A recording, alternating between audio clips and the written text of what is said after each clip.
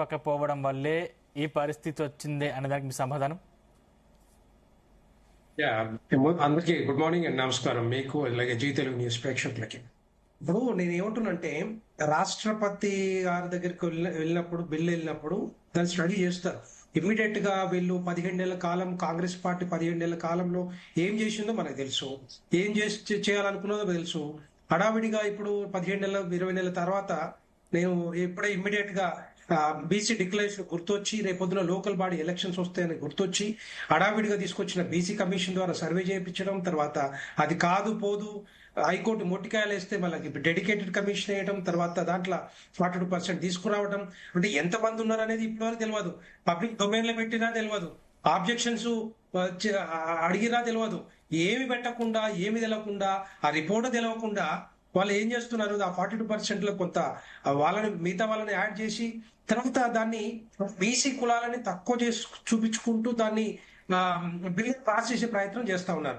దీనిలో series of actions చూస్తూ ఉంటే, సిరీస్ ఆఫ్ యాక్షన్స్ కానీ సిరీస్ ఆఫ్ ప్రాసెస్ కానీ చూస్తుంటే, ఫస్ట్ వాళ్ళు అక్కడ ఏది బీసీ కమిషన్ ద్వారా వేయడమే తప్పు, తర్వాత డెడికేట్ కమిషన్, తర్వాత 42%, తర్వాత బిల్లు అసెంబ్లీలో పెట్టారు, అక్కడి నుంచి గవర్నర్ గారు పంపించారు, రాష్ట్రపతి గారికి వచ్చింది.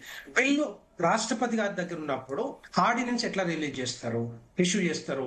ఆ తర్వాత ఆర్డినెన్స్ కాకుండా మళ్ళీ ఆర్డినెన్స్ గవర్నర్ గారు పంపిస్తారు. అది కాకుండా మళ్ళీ దాని పక్కనే బిసైడ్స్ దట్ జీవో ఏ విధంగా రిలీజ్ చేస్తారు.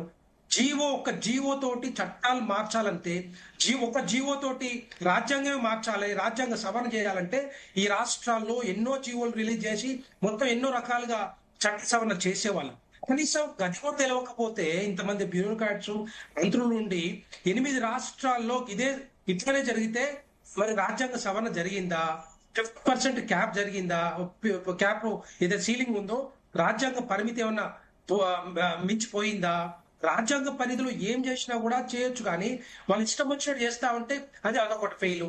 రెండవది ఏంటంటే ట్రిపుల్ టెస్ట్ లో ఆ 3 అంశాలు ఉంటే 2 అంశాలు మాత్రం బాగానే ఉన్నాయి. ఆ కమిషన్ వేసారు, తర్వాత డెడికేటెడ్ కమిషన్, తర్వాత ప్రపోర్షన్ టు ది పాపులేషన్. 3వ టెస్ట్ ఏంటంటే ఈ 50% సీలింగ్. ఈ 50% సీలింగ్ లోనే 8 రాష్ట్రాలు ఫెయిల్ అయినాయి. ఈవెన్ వీళ్ళ కర్ణాటక రాష్ట్రం కూడా ఇదే విధంగా జరిగింది. కర్ణాటక రాష్ట్రం 2015లో ఇట్లా రిపోర్ట్ తీసుకొస్తే వాళ్ళు కూడా ఏం చేయలేకపోయారు. బీహార్ లో కూడా జరిగింది, మిగతా రాష్ట్రాలు కూడా అదే విధంగా జరిగింది. నేనేమంటున్నా అంటే ఇలాంటిది లోపభూయిష్టంగా తీసుకొస్తున్న ఏదైతే రిపోర్ట్ ఉందో దాని మీద సమగ్రంగా స్టడీ చేయకుండా బీసీ సమాజాన్ని మోసం చేయాలని చేస్తున్న ప్రయత్నం. బీసీ డిక్లరేషన్ పెట్టడమే వాళ్ళు ఏం తెలిసి కూడా వాంటెడ్ గా డెలిబరేట్ గా కామారెడ్డిలో బీసీ డిక్లరేషన్ పెట్టడమే తప్పు చేశారు. ఎందుకు చేస్తున్నారు అంటే వీళ్ళు చేయలేని పనులు, చేతగాని పనులన్నీ కూడా ముందుకు తీసుకొచ్చి మేము చేస్తామని చెప్పి ఏదైతే తెలంగాణ సమాజాన్ని బీసీ సమాజాన్ని మోసం చేస్తా ఉన్నారు. అదొకటి.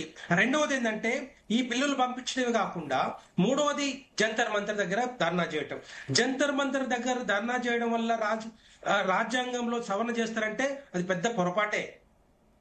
జంతర్ మంతర్ దగ్గర ధర్నా చేసి రాజ్యాంగ సవరణ 42% రిజర్వేషన్ తీసుకొస్తారంటే చాలా పెద్ద పొరపాటు. ఆ రోజు మళ్ళీ జంతర్ మంతర్ దగ్గర ధర్నా చేసినా కూడా వాళ్ళ రాహుల్ గాంధీ ద్వారా చేత బీసీ డిక్లరేషన్ ప్రకటించారు కామారెడ్డిలో. రాహుల్ గాంధీ బీసీ ఆ ధర్నాకి రాలేదు, ఆ జంతర్ మంతర్ దగ్గర ధర్నాకే రాలేదు. అంటే ఎంత కమిట్మెంట్ ఉంది వీళ్ళకి ఒక్కసారి చూడండి, ఎంత చిత్తశుద్ధి ఉంది ఒకసారి చూడండి వీళ్ళకి. దాంతో పాటుగా దాన్ని పట్టించుకోవాలి. ప్రియాంక గాంధీ రాలేదు, రాహుల్ గాంధీ గారు రాలేదు, సోనియా గాంధీ గారు రాలేదు, మల్లికార్జున ఖర్గే గారు రాలేదు. కనీసం వాళ్ళు ఇంత పెద్ద రిపోర్ట్ గా ఇంత మంచి రిపోర్టు, ఇది బీసీ సమాజానికి ఉపయోగపడుతుంది, 42% ఇచ్చే అవకాశాలు ఉంటాయని చెప్పి అన్న రిపోర్టుని ఎందుకు పట్టించుకోలేకపోయినారు? అంటే 1, 2, 3 ఆ సిరీస్ ఆఫ్ యాక్షన్ చూస్తే మొత్తం కూడా ఫెయిల్. తర్వాత ఇప్పుడు మన హైకోర్టులో కూడా జియో రిలీజ్ చేసిన తర్వాత హైకోర్టులో కూడా నిన్న ఎట్లా సీనియర్ కౌన్సిల్స్ కాంగ్రెస్ పార్టీ తరఫున కాంగ్రెస్ ప్రభుత్వం తరఫున ఏ విధంగా వాదిస్తా ఉన్నారు.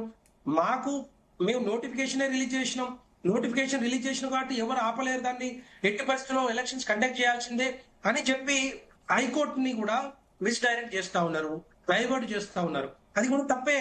ఇవన్నీ కూడా అంటే ఇంత రాజ్యాంగంలో క్లియర్ గా రాసి ఉన్నా కూడా 3 జడ్జిమెంట్లు సుప్రీంకోర్టు ద్వారా వచ్చినా కూడా అవన్నీ కాదని చెప్పి 8 రాష్ట్రాల్లో ఇది ఫెయిల్ అయినా కూడా వాంటెడ్ గా తీసుకొచ్చినట్టే కదా కాంగ్రెస్ పార్టీ.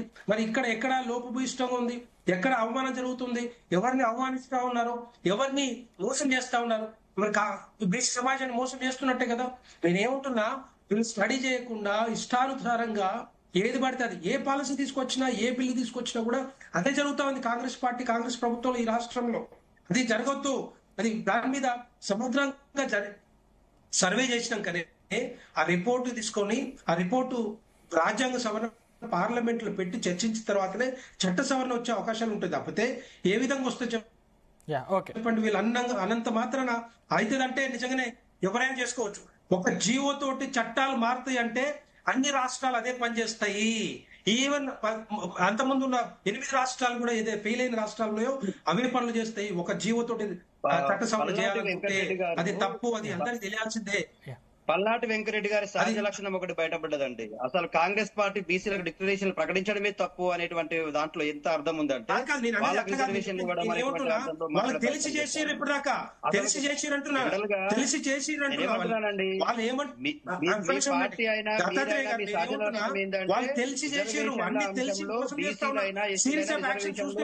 ఉండకూడదు అనేటువంటిది మీరు స్పష్టంగా ఎక్స్ప్రెస్ యాక్షన్స్ చూస్తే ఏ విధంగా ఉందని తెలుస్తుంది.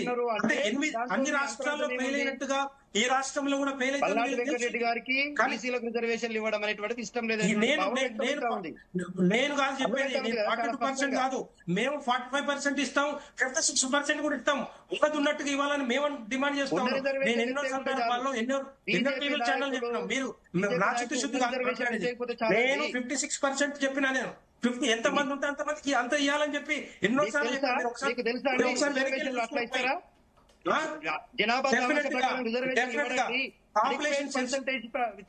పాపులేషన్ సెన్సస్ తో పాటుగా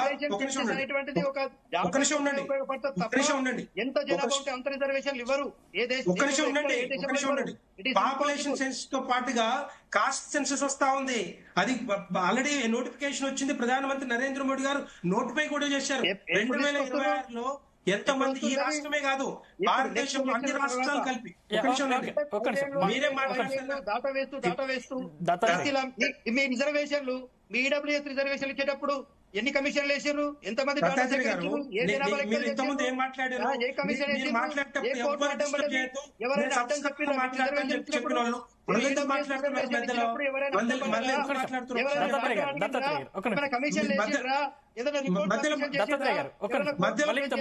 మీరేం చేశారు 10 సంవత్సరాలు చెప్పు ఒకసారి.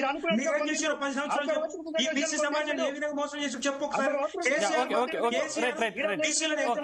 మంత్రి చేశారు చెప్పు.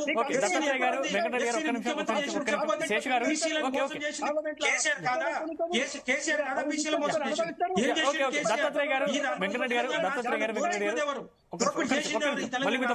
ఈ తెలంగాణ రాష్ట్రంలో బీసీ సమాజాన్ని మోసం చేసింది ఎవరు? తెలంగాణ రాష్ట్రాన్ని దోచుకుంది ఎవరు? చెప్పు ఒకసారి.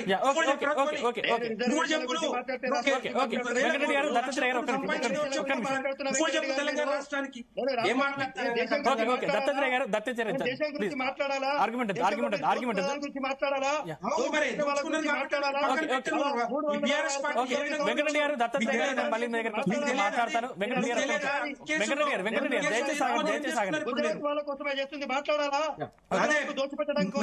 గుజరాత్ కాదు, ఈ తెలంగాణ రాష్ట్రంలో ఏం చేసిందో తెలుసుకో.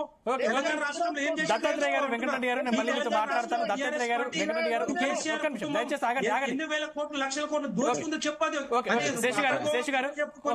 శేష్ గారు మీరు మాట్లాడండి. అంటే నిజంగా ఏమంటున్నా, ఒక్క నిమిషం అండి. నేను ఇంతకుముందు ఆయన ఏం మాట్లాడాడు, నేను మాట్లాడేటప్పుడు ఎవ్వరు డిస్టర్బ్ చేయొద్దు అన్నాడు. అదే సంస్కారం సంస్కారం కూడా లేకపోతే ఎట్లా నాకు అర్థం కాదు. ఉండాలి, నీ టైం వచ్చినప్పుడు మాట్లాడు. ఎవరు మాట్లాడుతున్నారు? నేను పర్సనల్ ఆర్గ్యుమెంట్ దయచేసి పర్సనల్ ఆర్గ్యుమెంట్ ఏదంటే నోట్ చేసుకున్న తర్వాత మాట్లాడాలి. జనరల్ గా రిజర్వేషన్ల అంశం ప్రస్తావించడమే తప్పు చేసింది కాంగ్రెస్ పార్టీ. ఎడ్యుకేషన్ కమిషన్ వేయడమే తప్పు. దాని తర్వాత విషయం రిజర్వేషన్ ఇవ్వకూడదు అనేటువంటి మాట మాట్లాడుతా ఉన్నాడు. నేను ఆ మాట మాట్లాడలేదు. అర్థం కాకపోతే, చదువు రాకపోతే మరొకసారి పోయి చూసుకో. ప్రతి దాంట్లో ఫెయిల్ అయ్యకుండా వస్తున్నారు. అర్థం కాకపోతే ఎట్లా నీకు? చదువుకున్న వాళ్ళు అర్థం కాకపోతే వాంటెడ్ గా డెలిబరేట్ గా తీసుకొస్తున్నారు, కావాలని చేస్తున్నారని చెప్తాను నేను. శేష్ గారు అంటే ఎన్నికల నోటిఫికేషన్ ఇచ్చిన